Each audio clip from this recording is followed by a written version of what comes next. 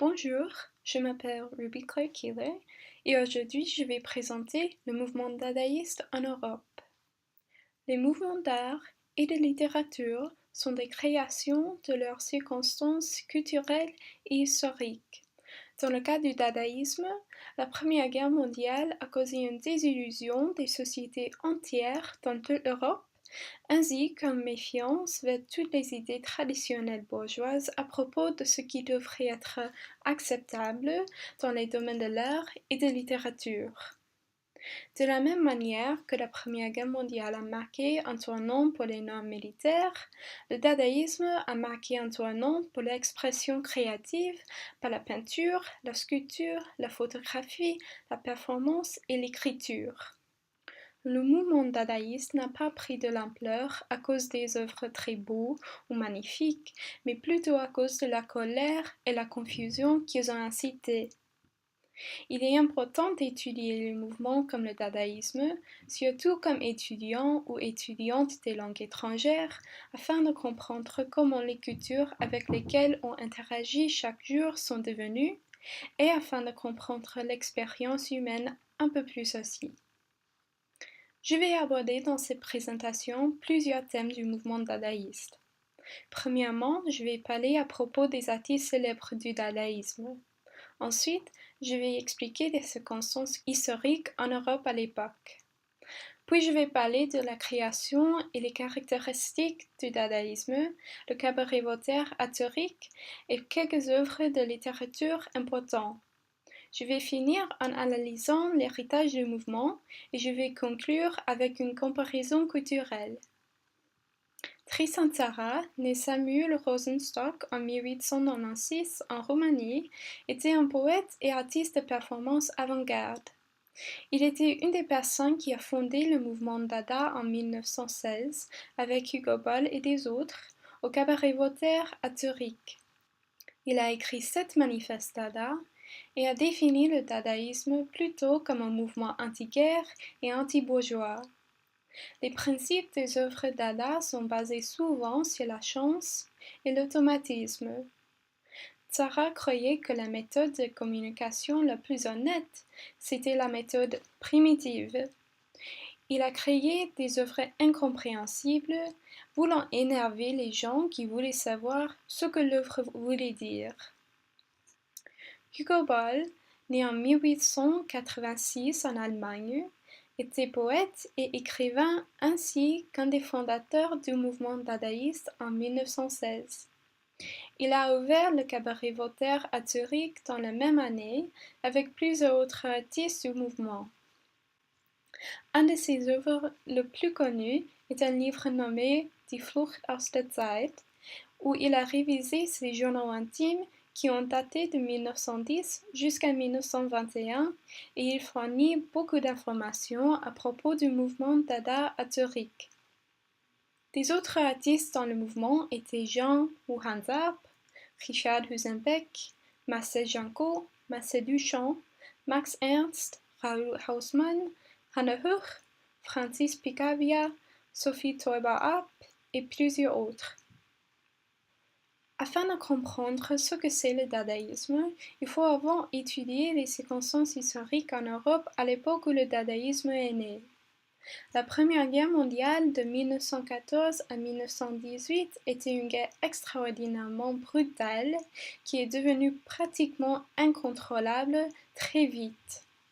Une guerre honorable de l'ancien temps qui a commencé avec l'Empire austro-hongrois défendant le pays contre la Serbie et la Russie après le meurtre de leur héritier présumé Franz Ferdinand, est devenue une guerre lourdement industrialisée et idéologique avec 2 fronts environnant l'Allemagne. Elle a anéanti les sociétés et économies de plusieurs pays et a laissé beaucoup de personnes désabusées. Des femmes et des enfants devaient remplir les revis des soldats dans les usines, et des milliers de gens mouraient de faim dans toute l'Europe, mais surtout en Allemagne et en Russie. Cette guerre, qui a commencé sous les idéaux bourgeois de guerre comme un jeu de stratégie pour les hommes respectables, comparable aux échecs, s'est dégradée en cauchemar absolu. pas seulement pour les hommes respectables, mais même plus important, pour les gens ordinaires. Cette désillusion et colère de la pendant et l'après-guerre sont reflétées dans les sentiments anti-guerre et anti-bourgeois des œuvres dadaïstes. Comme The Art Story Contributors dit, the new movement was a direct revolt against the prevailing bourgeois aesthetic and social values of the West and against society's glorification of war and violence. En français, le nouveau mouvement était une révolte directe contre l'esthétique bourgeoise prédominante et les valeurs sociales de l'Ouest et contre la glorification sociale de la guerre et la violence. L'art avait été auparavant un domaine bourgeois pour les individus avec du vrai talent et qui ont appris des vraies compétences classiques. C'était donc un territoire limité à ceux avec les moyens appropriés pour apprendre ces compétences et à ceux avec un talent présumé. Le but de l'art était aussi de glorifier la guerre et les âmes nobles. La langue et la littérature étaient des outils utilisés par des hommes éduqués afin d'influencer des autres gens éduqués qui avaient l'accès aux œuvres et la capacité de les comprendre. Le mouvement dadaïste a commencé à Zurich en 1916 dans le cabaret Voltaire et avec la revue du même nom. Le mot Dada, associé avec ce mouvement, a été imprimé pour la première fois à la fin d'un texte de Hugo Boll au début de cette revue, publié au printemps 1916 à Zurich. Parfaitement caractéristique du mouvement, le mythe du mot Dada raconte une histoire d'un dictionnaire ouvert à une page arbitraire et le mot a été sélectionné au hasard. C'était un mouvement très international avec des collaborateurs français, italiens, espagnols, roumains, allemands, hollandais, autrichiens, polonais, russes et sans patrie. Même si c'était un mouvement aussi multiculturel que cela, les œuvres dadaïstes n'ont pas estimé le nationalisme ou le patriotisme. Selon Hugo Boll, un des objectifs du dadaïsme a été to dismantle language, particularly as it pertained to imperialism, patriotism and war. En français, de démonter la langue, particulièrement en ce qui concerne l'impérialisme, le patriotisme et la guerre. Au lieu de glorifier les cultures plutôt considérées comme bourgeoises, les œuvres dadaïstes ont tenté d'embrouiller et mystifier les spectateurs avec les combinaisons des mots, des images et des idées dénuées de sens. En expliquant comment le mouvement voulait supprimer un but typique dans l'art, d'apprécier l'héritage culturel, Dada part du rien, du banal, de l'indigne, non pour les sublimer dans les œuvres, mais pour montrer qu'il est plus excitant que n'importe quel héritage culturel.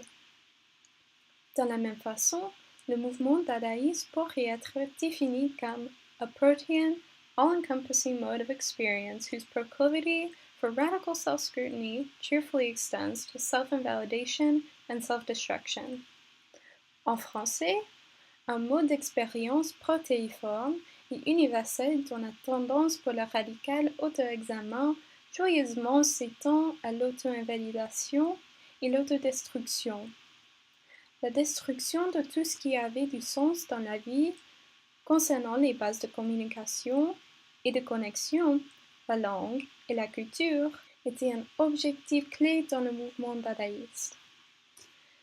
Cette destruction a incité les spectateurs à réexaminer tout ce qu'ils connaissaient à propos d'eux-mêmes et de tout le monde dans la vie.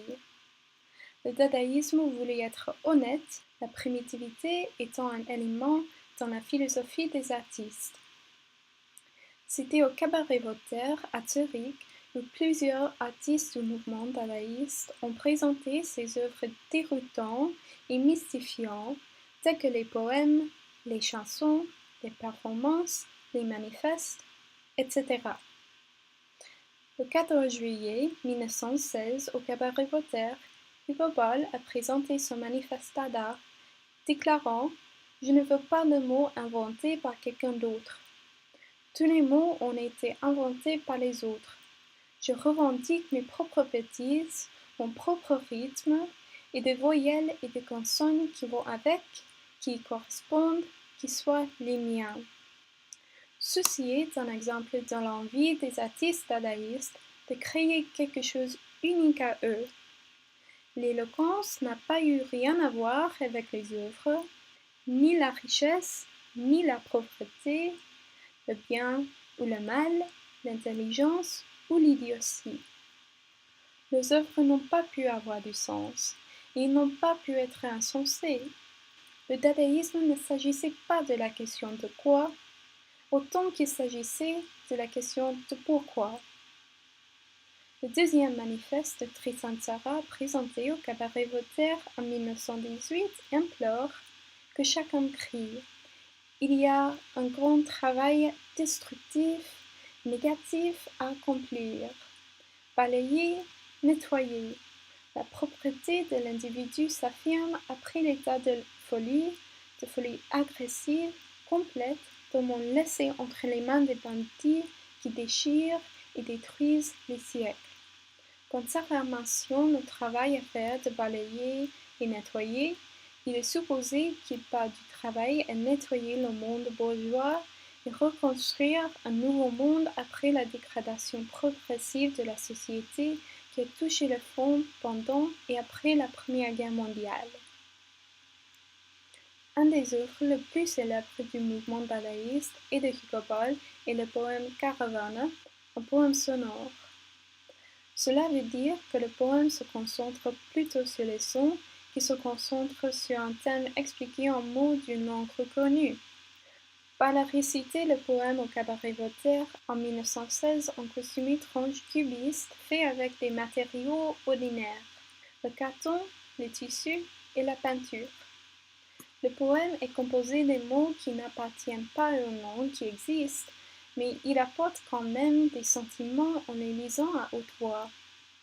Le poème commence avec les deux vers Joli fanta bambla o fali bambla, Rossica mapfa hablarorum. Même si le poème avec des mots étranges n'a pas aucun sens, comme des humains, il est difficile de n'avoir aucune envie d'essayer de les comprendre ou sentir quelque chose en écoutant la lecture pendant la performance. C'est pour cela que le dadaïsme a fait penser et réévaluer tout ce qu'il connaissait. Une caractéristique essentielle du dadaïsme, comme mentionné déjà, est la simultanéité. Comme Richard Husenbeck, écrivain et poète dadaïste allemand, a expliqué dans Dada-Logik, das Gute ist für den Dadaisten deshalb nicht besser als das Schlechte. Es gibt noch eine Gleichzeitigkeit, auch in den Werten. En français, le bien n'est pas donc pour le dadaïsme meilleur que le mal. Il n'y a qu'une simultanéité dans les valeurs comme dans toute autre chose. Il est utile de se souvenir de ce sentiment en analysant le poème simultané L'Amirade cherche une maison à louer. C'est un poème de Trisansara, Richard Husenbeck et Marcel Janco, et c'est en trois langues, le français par Tzara, l'allemand par Husenbeck et l'anglais par Janco.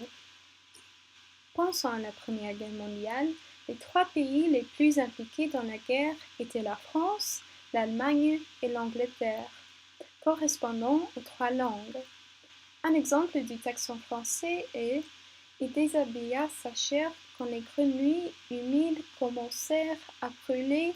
J'ai mis le cheval dans l'âme du serpent à Bucarest. On déprendra, mes amis, dorénavant, et c'est très intéressant les griffes de mesure équatoriale.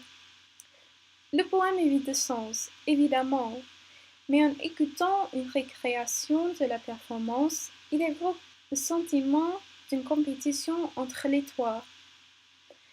Il est ennuyeux d'entendre trois voix fortes en trois langues différentes, toutes à la même fois. Il évoque dans le spectateur une frustration et une envie d'avoir un peu de silence. Un calligramme est un poème où les mots du poème ensemble créent une image. Le mot calligramme a été inventé par Guillaume Apollinaire, poète et écrivain français, et c'est une combinaison des mots calligraphie et idéogramme. C'est un exemple du mélange de l'écriture et de l'art, et l'œuvre ne pourrait pas exister sans un de ces éléments. Ils sont complètement interdépendants. Zara enfreint deux règles de l'art et de l'écriture traditionnelle avec cette création, la lisibilité et le sens. Le poème est difficile à lire à cause de la position des mots. Le début et la fin du poème sont ambigus et les phrases qui sont lisibles n'ont pas du sens. Il est bien possible que cette œuvre a été créée avec la caractéristique de l'automatisme dans la tête à cause des phrases comme chien, le livre, les oiseaux, oh oh, mon Dieu, je suis agent sans livre et sans femme. Est-ce qu'il est bien possible pour un mouvement d'anti-art qui existait seulement pendant 8 ans d'avoir un héritage fort? De la même manière que la Première Guerre mondiale a changé le fonctionnement de la société et l'air du temps, le mouvement dadaïste a influencé le monde de l'art et de la littérature moderne. Comme Beaubusson dit, c'est ensuite le dadaïsme et le surréalisme qui transforment provisoirement la littérature et lui trouvent de nouvelles sources d'inspiration dans l'irréel et l'inconscient. Le dadaïsme a influencé le mouvement succédant, le surréalisme, quant aux caractéristiques de l'étrange et ce qui n'a pas du sens. Interprétant, ancien artiste dans le mouvement dadaïste, est devenu membre du mouvement surréaliste avec ses idées de psychoanalyse comme l'inconscient. En plus, les plus violentes outrances de la littérature française apparues comme la conséquence immédiate des catastrophes qui ont tragiquement bouleversé la vie nationale. Dadaïsme dans l'épuisement, le désarroi et les déceptions qui ont suivi la coûteuse victoire de 1919. Le mouvement dadaïste a jeté dans la poubelle, au sens figuré, les anciennes règles plutôt bourgeoises qui ont défini ce que c'est l'art et surtout du bon goût. Cela a bouleversé totalement l'ordre traditionnel de ce qui pourrait auparavant faire de l'art ou écrire de la littérature qui pourrait influencer le sens de la vie. Le dadaïsme était un mouvement d'art qui a obligé les spectateurs à réévaluer ce qu'ils avaient cru au passé à propos de l'art, que cela soit une peinture, un poème, une sculpture, une performance ou quelque chose d'autre. Il a recréé dans ses œuvres la même confusion et désillusion que la Première Guerre mondiale a créée pour tellement de gens. Comme américaine, la Première Guerre mondiale a affecté mon pays beaucoup plus loin qu'elle a affecté la Belgique, la France, l'Allemagne, l'Angleterre, la Russie, l'Autriche et toute l'Europe. Cependant, apprenant l'histoire par ce travail de recherche m'a ouvert les yeux à l'importance de cette histoire, même à Bruxelles. Dès que mon arrivée à Bruxelles, j'ai visité les musées royaux des beaux-arts et vu une exposition à propos de la République de Weimar en Allemagne, là du mouvement dadaïste. J'ai déjà vu autour de la ville plusieurs monuments commémoratifs qui reconnaissent la douleur et les épreuves que la guerre a causées. Je crois que j'ai maintenant une meilleure compréhension des cultures que j'ai apprises à connaître. C'est pourquoi je crois qu'il est important d'étudier la littérature et les arts aux côtés des langues étrangères, surtout un mouvement aussi dénué et pourtant profond que le dadaïsme. Merci.